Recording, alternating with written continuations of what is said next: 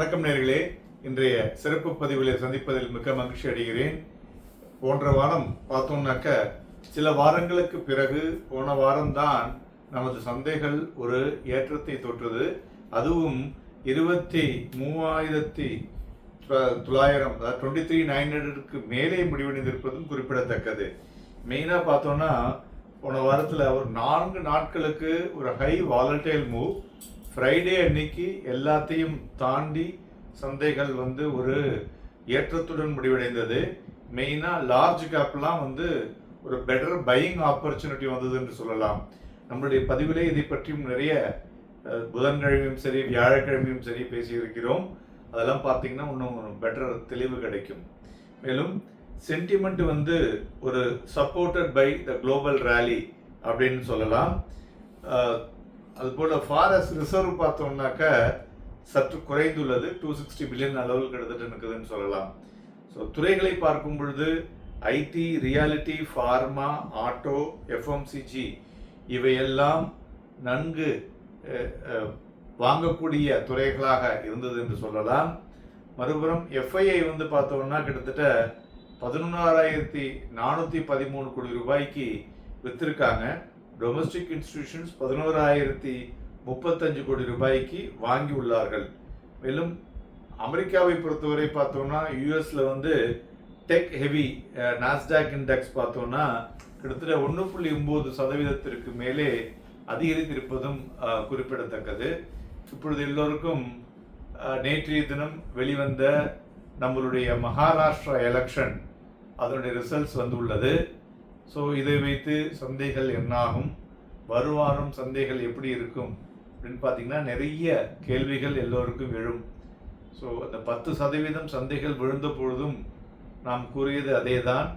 சந்தைகளில் every fall வாங்குவதற்கு ஏற்ற தருணம். எஃப்ஐஐ இந்தியாவிலிருந்து சைனாவுக்கு போனாலும் திரும்பி இந்தியாவிற்கு வருவது சுலபமாக இருக்கக்கூடும் என்று நிறைய விஷயங்களை நாம் பேசியிருந்தோம். ஸோ மெயினாக இந்த வாரத்தில் மார்க்கெட்டுக்கு ஒரு பெட்டர் கிளாரிட்டி கிடைச்சிருக்குன்னு சொல்லலாம். ஏன்னா பிஜேபி லெட் கொலிஷன் கவர்மெண்ட் பார்த்தீங்கன்னாக்க பிஜேபி லேண்ட்சைடு விக்டரியாகவே வந்திருக்காங்க. மேலும் ஹரியானா மாதிரி இந்த வெற்றியும் பிஜேபிக்கு கிடைத்திருப்பது ஒரு முக்கிய ஒரு ப்ளஸ் பாயிண்ட் என்றே சொல்ல வேண்டும்.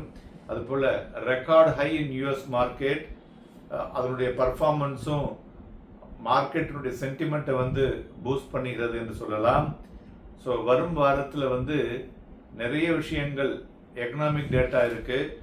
யூஎஸில் Fed reserve reducing interest rate expectations இருக்குது. US economic data, GDP data, PCE data and Fed minutes இருக்குது. அதுபோல் சைனாவிலையும் நிறைய டேட்டா இருக்குது. இந்தியாவிலையும் GDP, then forex reserve data, அது மாதிரி நிறைய விஷயங்கள் வர இருக்கிறது. ஸோ அதனால் இதையெல்லாம் மார்க்கெட்டுக்கு சாதகமாக இருந்தால் சந்தைகள் ஒரு ஏறுவதற்குண்டான வழிமுறைகளும் நன்கு இருக்கும். அதுபோல் நமது இந்தியாவிலே பார்லிமெண்ட் செஷனும் 25ஆம் தேதியிலேருந்து ஆரம்பிக்க போகிறாங்க.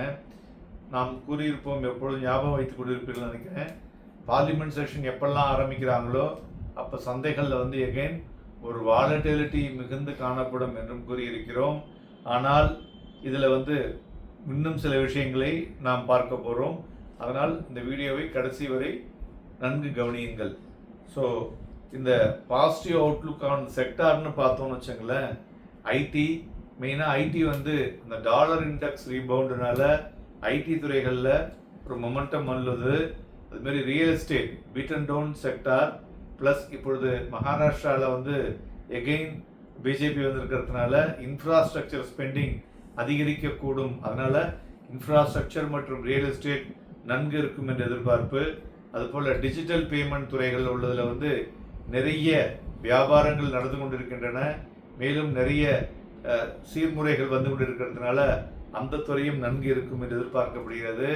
அதுமாதிரி எக்ஸ்சேஞ்ச் ரிலேட்டட் ஸ்டாக்ஸ் அதுவும் பார்த்தீங்கன்னாக்கா நிறைய அக்கௌண்ட் ஓப்பன் பண்ணுவதாலும் மேலும் புது வியாபாரங்களை யுக்திகளை கையாள போவதாலும் அந்த துறையிலும் மொமெண்டம் இருக்கக்கூடும் என்று எதிர்பார்க்கப்படுகிறது.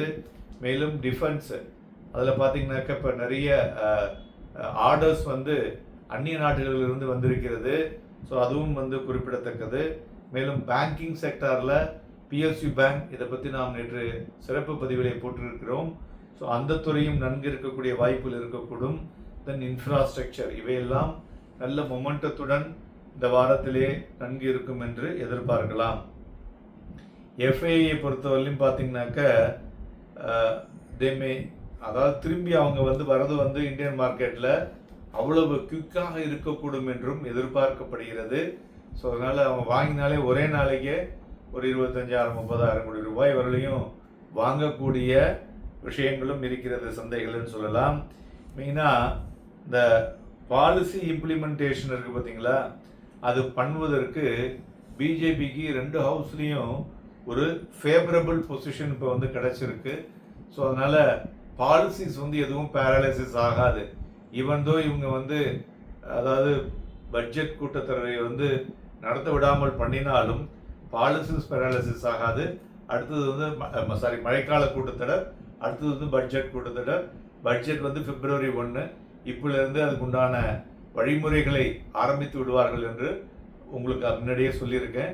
ஸோ அதனால் இவையெல்லாம் சந்தைகளை வந்து ஒரு நல்ல விதத்திலே செலுத்தக்கூடிய வாய்ப்புகளை கொடுக்கக்கூடும் என்றும் எதிர்பார்க்கலாம். அதே மாதிரி மெயினாக அந்த ரீசன்ட் கரெக்ஷன் இருக்குது பார்த்தீங்களா, கிட்டத்தட்ட 10% மேலே விழுந்தது இல்லையா, இது வந்து it is a favourable for buying opportunity அப்படின்னு தான் நம்ம வந்து திரும்ப திரும்ப சொல்லி கொண்டிருக்கிறோம். அதனால் it's a good opportunity to buy அப்படின்னு சொல்லலாம். ஏன் அப்படின்னு கேட்டிங்கனாக்க, எல்லாருக்கும் ஒரு ஆங்ஸைட்டி இருந்தது இல்லையா, மகாராஷ்டிராவில் பிஜேபி வருமா வராதா அப்படிங்கிற மாதிரி. ஸோ இது வந்து நேற்றைய தினம் அதுக்கு வந்து ஒரு பெட்டர் ஒரு விடை கிடைத்து விட்டது.